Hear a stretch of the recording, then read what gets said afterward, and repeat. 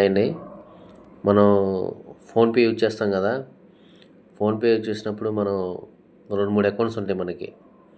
ఆ 2-3 అకౌంట్స్ ఉన్నప్పుడు మన అకౌంట్ నుంచి మన అకౌంట్ కంటే సెల్ఫ్ అకౌంట్కి ఎలా ట్రాన్స్ఫర్ చేసుకోవాలో ఈ వీడియోలో చూద్దాం. చాలామందికి తెలుసు, ఇది తెలియని వరకు మాత్రమే.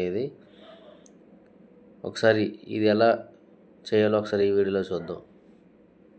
ఫోన్పే ఎలా ఓపెన్ చేసిన తర్వాత పైన సెల్ఫ్ అకౌంట్ అని ఉంది కదా, దాని మీద క్లిక్ చేసుకోండి. క్లిక్ చేసుకున్న తర్వాత ఇప్పుడు నాకు స్టేట్ బ్యాంక్ ఆఫ్ ఇండియాలో ఉన్నాయి, 970లో ఉన్నాయి. ఇప్పుడు నాకు బ్యాంక్ ఆఫ్ బరోడాలోకి రావాలి. దాని మీద క్లిక్ చేస్తే, బ్యాంక్ ఆఫ్ బరోడా మీద క్లిక్ చేస్తే ఇలా ఓపెన్ అయ్యిద్ది అనమాట. నేను ఎగ్జాంపుల్గా ₹1 కొడుతున్నాను కింద. ఇప్పుడు నేను అందరు చెప్పే కదా, స్టేట్ బ్యాంక్ ఆఫ్ ఇండియాలో ఉన్నాయి, 970లో ఉన్నాయి అని చెప్పే కదా. నేను ఎగ్జాంపుల్గా ₹1 ఇస్తున్నాను.